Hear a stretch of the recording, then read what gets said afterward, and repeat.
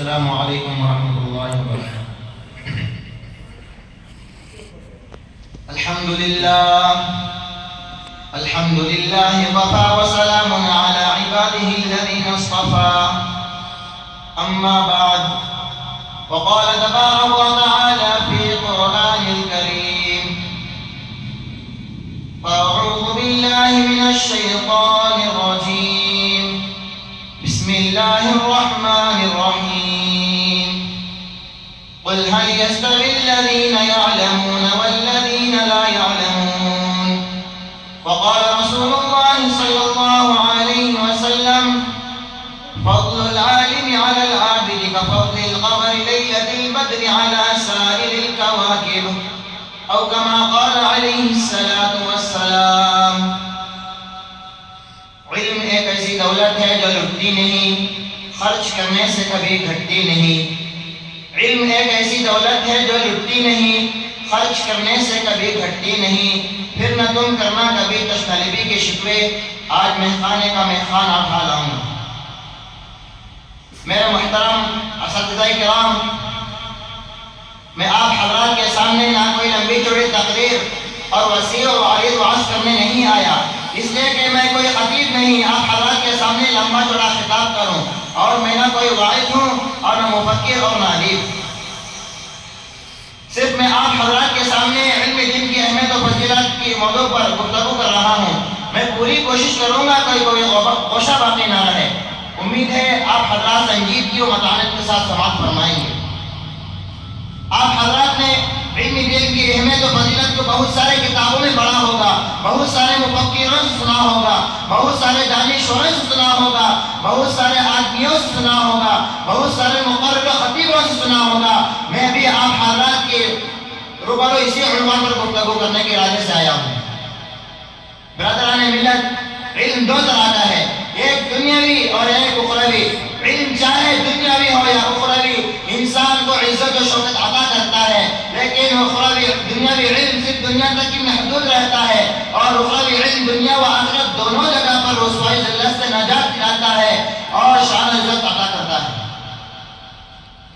میں آپ سے سوال کرتا ہوں، وہ کون سی شے تھی جس نے آدم کو ملائکہ سے افضل بنا دیا؟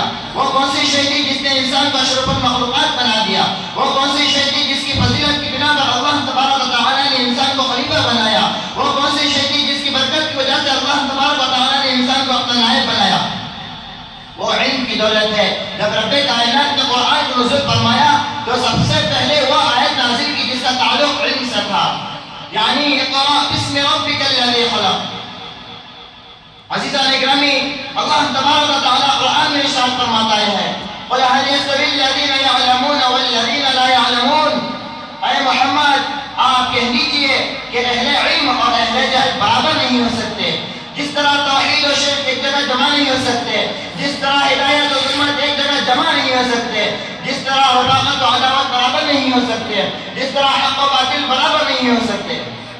اس لیے کہ توحید کی لیے شرک ہے، ہدایت کی لیے ظلمت ہے، رفاقت کی لیے عداوت ہے، حق کی لیے باطل ہے، اور ایک قاعدہ ہے کہ اجتماع ضدین محال ہے۔ اسی طرح اہل علم اور اہل جہل برابر نہیں ہو سکتے۔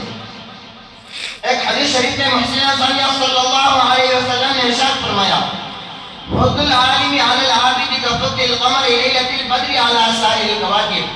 عالم کی فضیلت عابد پر ایسی ہے جیسے کہ 14ویں چاند کی فضیلت سارے ستاروں پر۔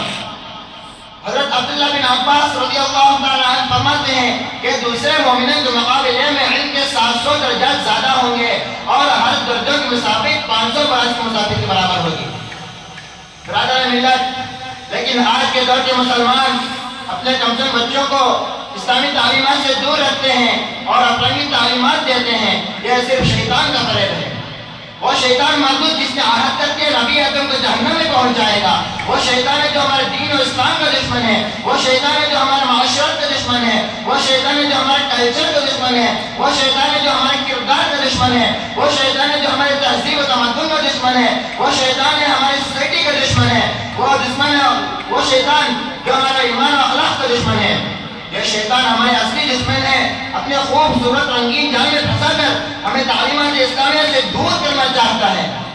یاد رکھیں، اگر ہم اپنے کمزور بچوں کے خیر خواہ ہیں تو اسے عالم دین بنائیں، اس لیے کہ محسن ثانی صلی اللہ علیہ وسلم نے ارشاد فرمایا استغفر للعالم ما فی السماوات والارض، زمین و آسمان میں جتنے اشیاء ہیں وہ تمام عالم کے لیے مغفرت کی دعا کرتے ہیں، عالم کے لیے ملائکہ بھی مغفرت کی دعا کرتے ہیں، عالم کے لیے جنات بھی دعا کرتے ہیں، عالم کے لیے کیڑے مکوڑے بھی دعا کرتے ہیں، عالم کے لیے سمندر کی مچھلیاں بھی دعا کرتے ہیں، عالم کے لیے زمین و آسمان بھی دعا کرتے ہیں۔ لیکن اس کے باوجود مسلمانوں کا حال یہ ہے کہ انگریزوں کے جال میں پھنس کر ہمیں اپنے دین و معاشرت کو داغدار کر رہے ہیں۔